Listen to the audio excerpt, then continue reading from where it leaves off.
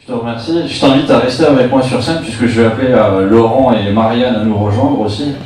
Parce que je vous ai dit quand même qu'il y aurait une séance de questions-réponses. J'espère que certains d'entre vous ont quand même réfléchi à des questions, s'il vous plaît. Sinon, je vais devoir commencer. Mais est-ce qu'il y a des questions où je commence? Il y a quelqu'un là-bas qui se touche, mais je crois pas qu'il y ait une question. Donc, je vais... Il se touchait le torse, vous inquiétez pas. Je vais commencer moi-même, donc je vais vous poser une question simple, c'est après ce que vous avez dit, quels pourraient être les conseils que vous donneriez à des gens pour éviter justement de se retrouver dans vos situations et passer déjà à l'étape supérieure? Moi je pense que la vie elle est faite comme un siège. Il faut au moins 3 pieds. Pour avoir l'équilibre. Et souvent on parle de la vie familiale et amoureuse, de la vie professionnelle, et ça fait que 2 pieds. Et on n'arrive pas à tenir l'équilibre avec 2 pieds. Et je pense qu'il en manque un troisième, qui est en fait la vie communautaire ou associative. Et je pense que c'est relativement important d'avoir quelque chose qu'on fait gratuitement pour les autres. Et que ça amène finalement un équilibre de la vie qui est extrêmement important parce qu'à un moment donné, soit on travaille trop, soit on peut avoir des divorces qui pointent et qu'on soit un mec ou une nana, c'est toujours un échec et c'est toujours assez difficile à supporter.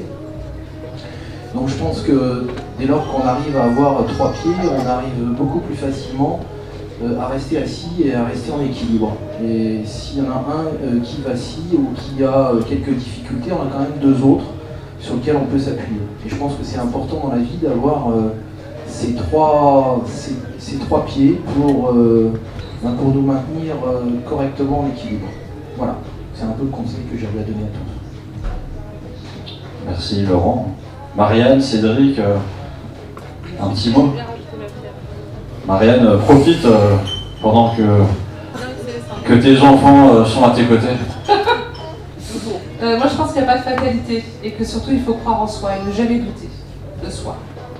Voilà. Contrairement au vent qu'on peut entendre, au son qu'on peut entendre de gens qui nous sont proches parfois, il faut croire en soi. On a tous ce petit truc là à l'intérieur. Moi j'appelle ça mon pendule, mais d'autres trouveront que c'est un métronome, j'en sais rien. Ben, il faut s'écouter, parce que c'est ça qui nous guide. Voilà. Merci Marianne. Je vais juste rajouter un truc à l'américaine pour pas changer de Makers for Change, c'est think fast, act smart. Voilà, c'est penser rapidement et agir intelligemment. Je crois que j'ai fait un peu l'inverse pendant un an, donc là je vais essayer de redresser la barre. Voilà. Merci. Donc comme vous pouvez le constater, il n'y a pas que Marianne qui peut être sur scène avec un micro et gérer 2 enfants capricieux. Laurent et Cédric aussi sont tout à fait aptes à ça. Sinon, est-ce que quelqu'un a une question dans la salle? Ah, pose ta question. Alors je m'adresse à notre chef d'entreprise du milieu. Mais la question est valable pour les 3 personnes, je ne sais pas si tous les 3 pourront passer, mais est-ce que si... Je vais tutoyer, tu pourras me tutoyer également. Est-ce que si tu avais quelque chose à changer, est-ce que tu changerais quelque chose? Et si oui, quoi? À quel niveau? Au niveau professionnel? Tu sais ce qui t'est arrivé. Ouais. Est-ce que si c'était à refaire, tu referais de la même manière, ou si tu le savais déjà avant, tu partirais dans une idée complètement différente? Non, je ne ferais forcément pas de la même manière et il ne m'arriverait pas ce qui m'est arrivé. Donc, mais t'aurais pas échoué et t'aurais pas rebondi? J'aurais peut-être échoué quand même, je sais pas, mais je n'aurais pas fait la même chose que ce que j'ai fait. Parce que finalement, ce que j'ai fait, c'était une connerie. Se retrouver avec un infarctus, même si on se dit qu'on est forcément plus fort et que finalement c'est qu'un accident de parcours, c'est simplement se voiler la face.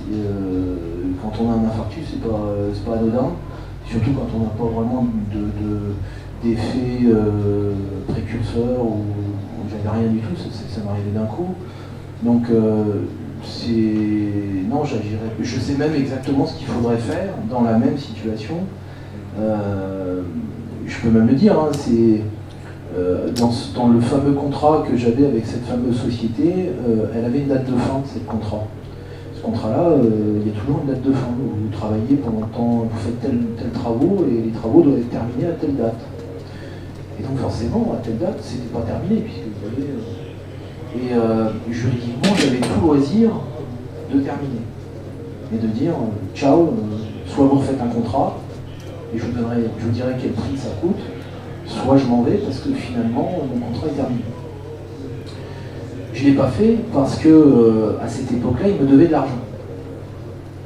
Il me devait 80 000 € à peu près. Et je me suis dit, entre les avoirs et pas les avoirs, il me tenait en quelque sorte.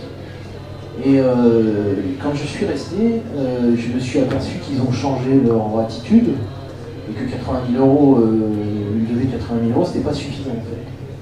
Et au final, j'ai perdu 350 000 €. Donc, ça serait à refaire à la date pile. Je leur dirais ciao. Si vous voulez continuer, je vous ferai un deal. Je ne l'ai pas fait parce que je pensais qu'à l'époque, il m'était jamais arrivé cette situation-là. Et je pensais qu'à l'époque, ça pouvait s'arranger. Je sais que maintenant, ça ne s'arrange pas. C'est la loi du plus fort dans l'économie, et là j'étais pas face à quelqu'un qui était un peu plus fort, j'étais pas face à un mastodonte qui n'avait pas la même dimension. Moi je le regardais, c'était le géant vert. Donc face à ça, aujourd'hui je me refuse à travailler avec des sociétés qui ne sont pas à ma dimension. C'est une règle d'or que je me suis mis.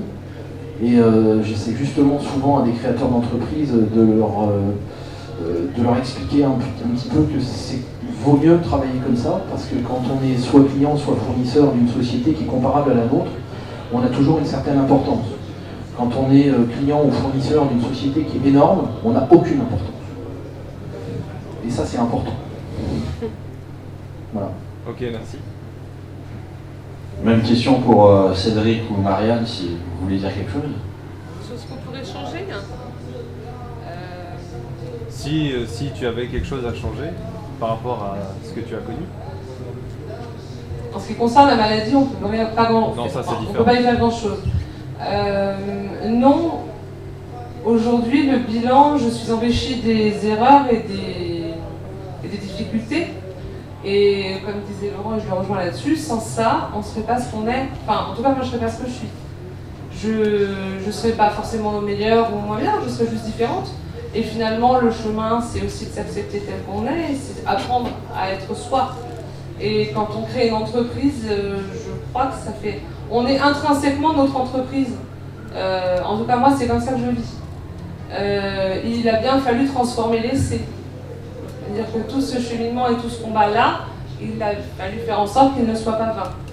Donc non, je ne changerai rien. Et moi, je crois que j'ai déjà répondu aux questions. En fait, c'est précipitation, non.